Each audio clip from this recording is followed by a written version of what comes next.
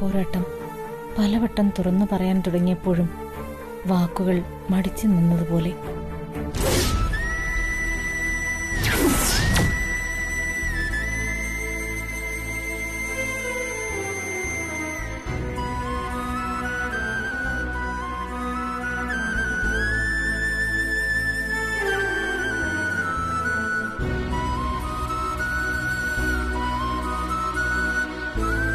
കൃഷ്ണേട്ടന്റെ മനസ്സിലെന്തോ സങ്കടമുണ്ടല്ലോ. എന്തായാലും അതെന്നോട് തുറന്നു പറയാറുള്ളതല്ലേ. എന്നോട് പോലും പറയാൻ മടിക്കുന്ന ആ സങ്കടം എന്തായിരിക്കും?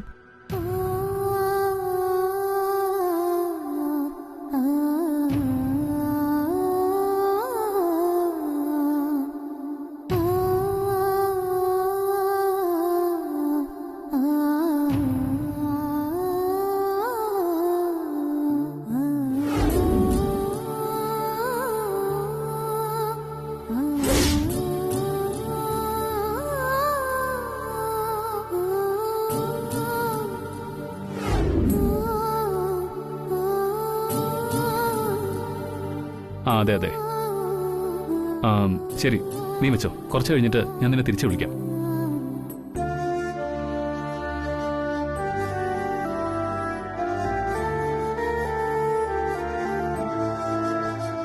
അമ്മേ, എന്തുപറ്റി അമ്മേ?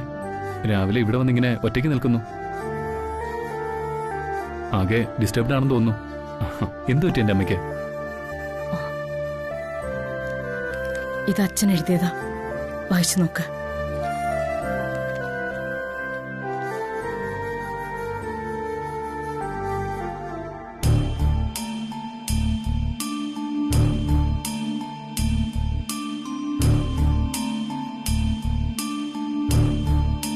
എന്തു മനസ്സിലായി? അച്ഛന്റെ മനസ്സിൽ പുറത്തു പറയാൻ കഴിയാത്ത എന്തോ സങ്കടമുണ്ടെന്നല്ലേ? അതെ അമ്മേ, ഈ എഴുതിയിരിക്കുന്നത് വായിച്ചാ അങ്ങനെ തന്നെയാ തോന്നുന്നത്. അമ്മ ഇന്നലെ രാത്രിയിൽ അച്ഛനോട് കുറേയേറെ കാര്യങ്ങൾ സംസാരിച്ചു. പിന്നീടാ ഞാൻ ശ്രദ്ധിച്ചത് അച്ഛൻ ഞാൻ പറയുന്നൊന്നും കേൾക്കാതെ ഡയറി എഴുതുകയായിരുന്നു. അച്ഛന് പണ്ടേ ഡയറി എഴുതുന്ന ശീലമുള്ളതുകൊണ്ട് ഞാനത് കാര്യമാക്കിയില്ല. ഇനി പിറന്നാൾ സമ്മാനമായി എന്ത് ചോദിക്കണമെന്നുള്ളതിനെക്കുറിച്ച് എഴുതുകയാണെങ്കിലോ എന്ന് കരുതി ഞാൻ പോയി കിടന്നു. അറിയാതെ ഉറങ്ങിയും പോയി. ഇന്നിപ്പോ രാവിലെ ഉറക്കം എഴുന്നേറ്റ് നോക്കിയപ്പോഴാ ഈ പേപ്പർ ചുരുട്ടിയിട്ടിരിക്കുന്ന കണ്ടത്.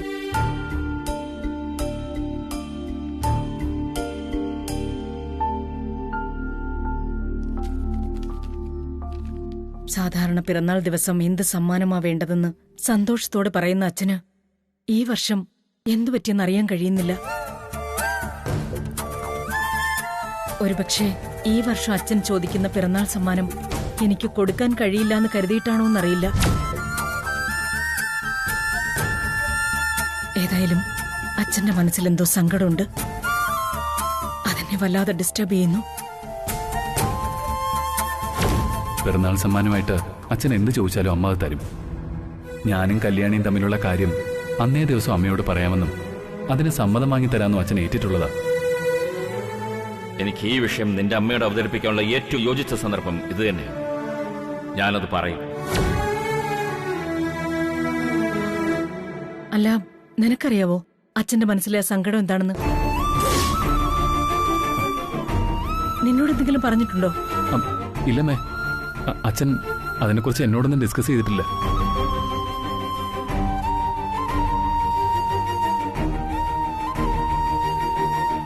അച്ഛൻ പിറന്നാൾ സമ്മാനമായിട്ട് ചോദിക്കാൻ പോകുന്നത് കല്യാണിയും ഞാനും തമ്മിലുള്ള കല്യാണത്തിന്റെ സമ്മതമാണെന്ന് ഞാൻ എങ്ങനെ അമ്മയോട് പറയും?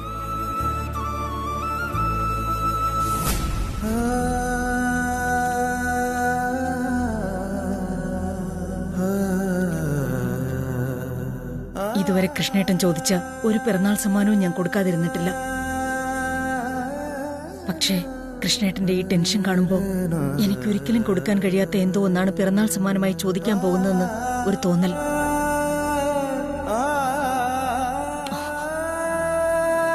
അങ്ങനെ സംഭവിച്ചാൽ പിന്നെ ഈ അഖിലാണ്ടേശ്വരി തൃച്ചംബരത്ത് കാണില്ല.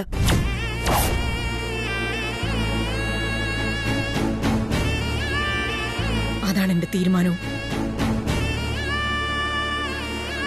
എല്ലാം ഈശ്വരൻ നിശ്ചയിക്കട്ടെ.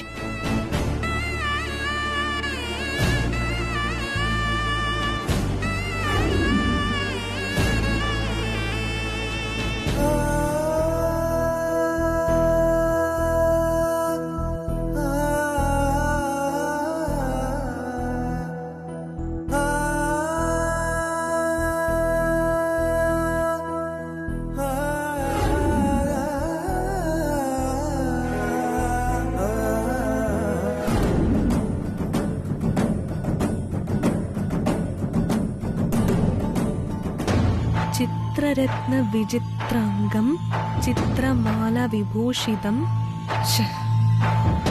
കാമരൂപധാരം ദേഹം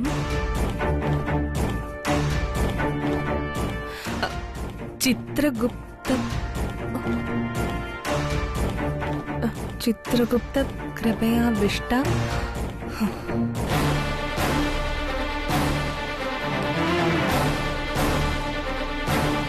ഇതെന്താ ഈ കവർ? പുതിയ വല്ല കോൺട്രാക്റ്റും ആയിരിക്കും.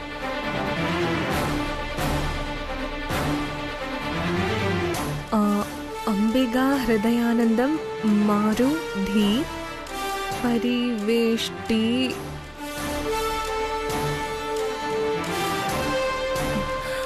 മംഗളം മംഗളാനന്ദം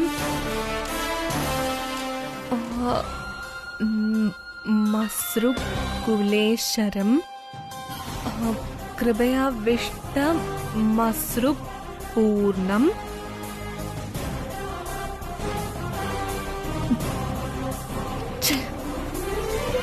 ഇത് എന്തൊരു ശിക്ഷ!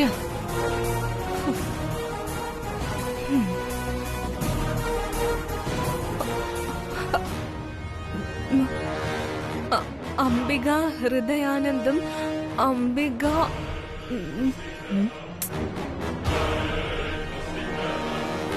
ഗംഗേ, ആന്റി ആയിരുന്നോ? വളരെ ഭംഗിയായിട്ടുണ്ട് നിന്റെ പ്രാർത്ഥന. ഇപ്പൊ അഖിലാന്റി വന്നിട്ട് പോയതേ ഉള്ളൂ. ഞാൻ ഭയന്നു പോയി. നീ ഇത്ര വൃത്തികെട്ട രീതിയിലാണ് പ്രാർത്ഥിക്കുന്നതെന്ന് അഖിലേച്ചി മനസ്സിലാക്കിയ പിന്നെ ദേ സംഗതി കൈവിട്ടു പോവും. ദേ ഗംഗേ, പ്രാർത്ഥനകളൊക്കെ നിനക്ക് അറിയില്ലെങ്കിൽ അത് പോട്ടെ. ഈ പുസ്തകത്തിലെങ്കിലും നോക്കി നിനക്കത് ഭംഗിയായി ചൊല്ലിക്കൂടെ? ആ, ഇതൊന്നുമില്ലെങ്കിൽ പോട്ടെ, സിനിമാ പാട്ട് പാടിക്കൂടെ? സിനിമാ ഗാനങ്ങളിൽ എത്രയോ നല്ല ഭക്തിഗാനങ്ങളുണ്ട്. ആന്റി, എനിക്ക് ഭക്തി ഒന്നും പറ്റില്ല. അതിന് സിനിമ പാട്ടാണെങ്കിലും ഇതുപോലുള്ള കവിതയാണെങ്കിലും ശരി. രാവിലെ വന്നുള്ള ഈ കുത്തിരിപ്പുണ്ടല്ലോ, അതെനിക്ക് മടുത്തു. ദേ, ഇത് 3 ദിവസത്തെ പൂജയാ. ഇതിപ്പോ 2 ദിവസേ ആയിട്ടുള്ളൂ. ഇനി 1 ദിവസം കൂടി ബാക്കിയുണ്ട്. അത് നീ ഓർക്കണം. സൂര്യൻ ഉദിക്കും മുമ്പ് കുളിച്ച് ഈറനോടെ വന്ന് പൂജ ആരംഭിക്കണമെന്നാ നിയമം. നീ ഇങ്ങനെ മനസ്സില്ലാ മനസ്സോടെ പൂജ ചെയ്താ പിന്നെ കാരണവന്മാർ എങ്ങനെയാ തൃപ്തിപ്പെടുന്നത്? ദേ, പൂർവികരുടെ അനുഗ്രഹം കിട്ടാതെ നീ എങ്ങനെ തൃച്ചംബരത്തെ മരുമകളാകും? ഇതിനെ കുറിച്ചൊക്കെ നീ എന്തെങ്കിലും ആലോചിക്കുന്നുണ്ടോ? ആന്റി, ഈ സ്ഫടികമാല ഉണ്ടല്ലോ, അതിന് എത്ര നാള് കഴിഞ്ഞാലും ഇനി അത് കുപ്പയിൽ കിടന്നാലും കറുത്തു പോവില്ല. അതറിയോ? പിന്നെ ഞാൻ സൂര്യൻ ഉദിക്കുന്നതിന് മുമ്പ് കുളിച്ചില്ല എന്ന് വെച്ചോ, അതോ പൂജയിൽ ശ്രദ്ധിച്ചില്ല എന്ന് വെച്ചോ, ഭക്തിഗാനം പാടിയില്ല എന്ന് വെച്ചോ, ഈ സ്ഫടികമാലയൊന്നും കറുത്തു പോവില്ല. ഇതൊക്കെ വെറും തട്ടിപ്പാണ്. അഖിലാന്റിയെ സന്തോഷിപ്പിക്കാൻ വേണ്ടി മാത്രം ഞാൻ ഈ പൂജയെല്ലാം ചെയ്യുന്നത്. ഞാൻ എങ്ങനെയെങ്കിലും ഈ പൂജ ചെയ്തതൊന്ന് തീർത്തോട്ടെ. എന്നെ നിയന്ത്രിക്കാൻ വരരുത് പ്ലീസ്. ദൈവമേ, ഇവളെങ്ങനെ ഈ പൂജ ചെയ്ത പൂർവികരുടെ അനുഗ്രഹം നേടും? കാരണവന്മാരെ, നിങ്ങൾ കാത്തോളണേ.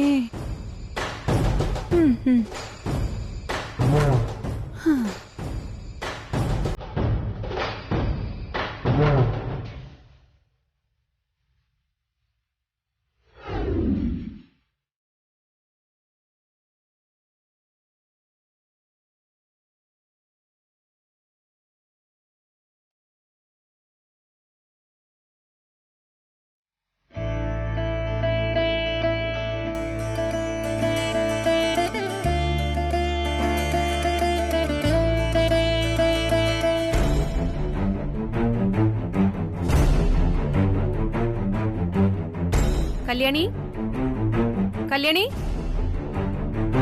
കല്യാണി.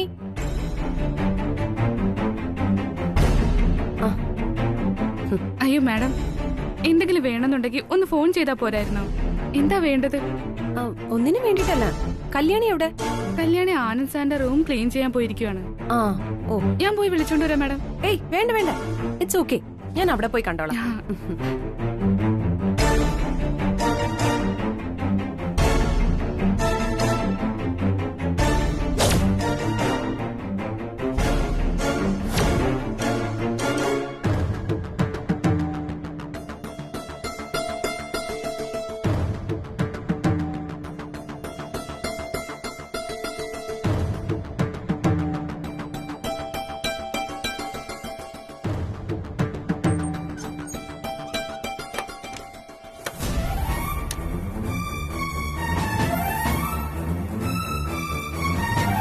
കല്യാണി, ഞാൻ നിന്നെ നോക്കി വന്നതാ. നീ ഇവിടെ എന്തെടുക്ക? അത് ഞാനാണെങ്കിൽ നിന്നെ കിച്ചണിലൊക്കെ പോയി തിരക്കി. അപ്പൊ നീ മുറി ക്ലീൻ ചെയ്യാൻ ഇങ്ങോട്ട് പോന്നു പറഞ്ഞു.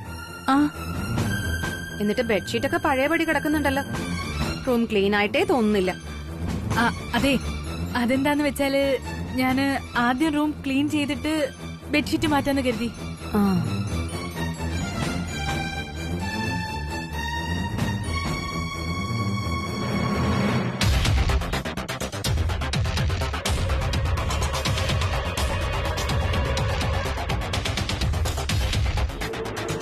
ഞാൻ ഈ മുറിയിലേക്ക് വരുമെന്ന് കല്യാണി തീരെ പ്രതീക്ഷിച്ചില്ല. കല്യാണി എന്തോ ഒളിപ്പിക്കാൻ ശ്രമിക്കുന്നത് പോലെയുണ്ട്.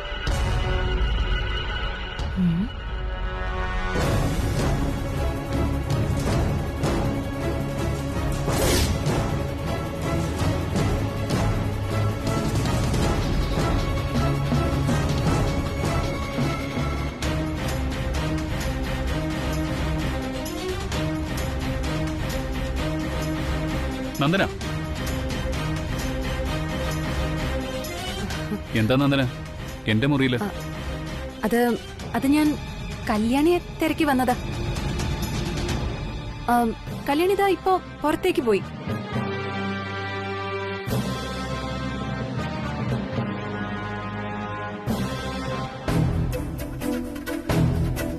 എന്തായാലും കൃത്യസമയത്ത് വന്നത് നന്നായി. അല്ലെങ്കിൽ കല്യാണി പൂജ ചെയ്യുന്ന കാര്യം ഇവൾ അറിഞ്ഞേനെ.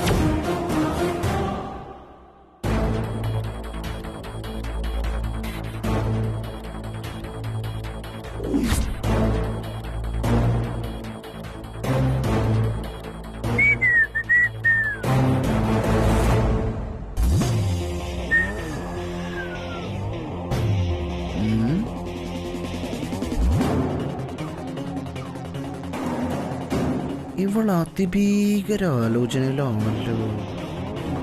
ദൈവമേ, ബ്രോയുടെയും കല്യാണക്കാരും വല്ല ഇവൾ അറിഞ്ഞു കാണൂ. ദൈവമേ ശക്തി തരൂ. എന്താണ് വലിയ ആലോചന? തലച്ചോറ് ചൂടായിട്ട് കാത് കൂടെ പുക വരുന്ന ലക്ഷണമാണല്ലോ. തലയ്ക്ക് ചെറിയ ചൂട് പിടിച്ചിട്ടുണ്ട്. അതിന്റെ കാരണക്കാരി കല്യാണിയാ. എന്താ നീ പറയുന്ന? കല്യാണി എന്ത് ചെയ്ത്? അതെ അരവിന്ദ്, കല്യാണിയുടെ ചില പെരുമാറ്റങ്ങളിൽ എനിക്ക് സംശയമുണ്ട്. ഈശ്വരാ, സംശയമുണ്ടെന്ന് കാര്യങ്ങൾ കൈവിട്ട് പോവാണല്ലോ ദൈവമേ. എടി, നീ എന്തൊക്കെയാ പറയുന്നേ? നീയും കല്യാണിയും തമ്മിൽ നല്ല ബന്ധത്തിലാണല്ലോ. കല്യാണി നിന്റെ ബെസ്റ്റ് ഫ്രണ്ട് ആണെന്നാണല്ലോ നീ എന്നോട് പറഞ്ഞത്. അങ്ങനെയുള്ള നിനക്കിപ്പോ എന്താ ഇങ്ങനെ തോന്നാൻ കാരണം? അതിന് മാറ്റമൊന്നുമില്ല. ഞാൻ ഇപ്പോഴും പറയുന്നത് കല്യാണി എന്റെ ബെസ്റ്റ് ഫ്രണ്ട് തന്നെയാണെന്നാ. പക്ഷേ കല്യാണി എന്തോ ചിലത് എന്നോട് മറയ്ക്കുന്നുണ്ടോന്നൊരു സംശയം. കല്യാണിക്ക് ഇപ്പൊ നിന്നോട് എന്താ മറച്ചു വെക്കാൻ? അല്ല, നിനക്കിപ്പോ എന്താ അങ്ങനെ ഒരു സംശയം തോന്നാൻ കാരണം? ആനന്ദിന്റെ പുറകില് കല്യാണി എന്തോ ഒളിപ്പിക്കുന്നതായിട്ട് എനിക്ക് തോന്നി. ഒളിപ്പിക്കാനാ? യു മീൻ ബ്രോയുടെ റൂമിൽ നിന്ന് കല്യാണി എന്തെങ്കിലും എടുത്തു മാറ്റുന്നത് നീ കണ്ടോ?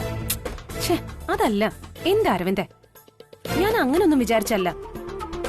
കല്യാണി അത്തരക്കാരി ഒരു കള്ളിപ്പെണ്ണല്ലോ. മുറിയുടെ മൂലയ്ക്കെന്തോ മറയ്ക്കുന്നതായിട്ട് എനിക്ക് തോന്നി. എന്നെ കണ്ടപ്പോഴും അത് മറച്ചത്. ഓ, ബ്രോയുടെ റൂമിൽ കല്യാണി പൂജ ചെയ്തതായിരിക്കും പ്രശ്നം. അവളുടെ മൂഡ് മാറ്റി പറ്റൂ. എടി, അതെ, അത് ബ്രോയുടെ വസ്ത്രങ്ങൾ അയൺ ചെയ്ത് കൊണ്ടുവച്ചായിരിക്കും കല്യാണി. എന്റെ നന്ദനെ, നീ എന്തിനാ അങ്ങനെ കാട് കയറിയിട്ട് നിന്റെ ഈ പ്രഷ്യസ് ടൈം ഇങ്ങനെ വേസ്റ്റ് ചെയ്യണേ? മിനിമം വല്ല പുസ്തകവും വായിച്ച് തലക്കകത്ത് വല്ല വിവരം കൊടുക്കേണ്ട പെണ്ണുപിള്ളേ. അല്ല പിന്നെ അല്ല, നിനക്ക് വായിക്കാൻ പുതിയ പുസ്തകങ്ങളൊന്നുമില്ലേ റൂമില്? ഓ, ഇനി വായിക്കാൻ പുതിയ പുസ്തകങ്ങൾ വേണമെങ്കിലേ ഞാൻ ഒരെണ്ണം എഴുതാം. ഞാൻ നമ്മുടെ അടിയും ഇടിയും വെടിയും പുകയായിട്ടുള്ള മാരേജ് സ്റ്റോറി ഒരു പുസ്തകമാക്കിയിട്ട് എഴുതിയാലോ എന്ന് ആലോചിക്കാം. എഴുതട്ടെ?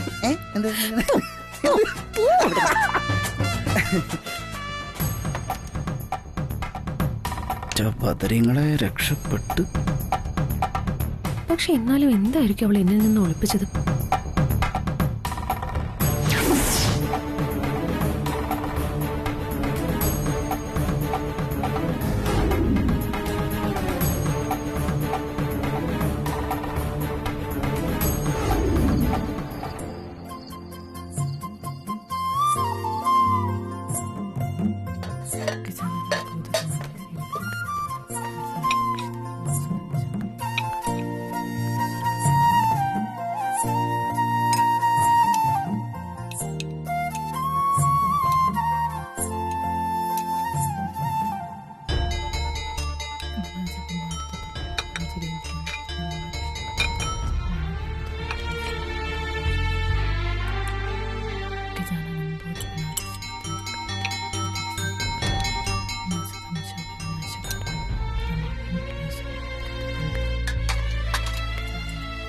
കല്യാണി, എന്താ എന്താ ഇത്?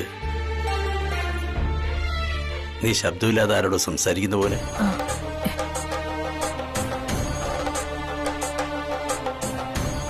മനസ്സുകൊണ്ടെന്താ പറഞ്ഞോണ്ടിരിക്കുന്നത്? ചേച്ചി മനസ്സിനിട്ട് വെറുതെ ഇങ്ങനെ കുഴപ്പത്തിലാക്കാതെ നാളെ മോനെ പൂജ ചെയ്യാൻ തുടങ്ങ്.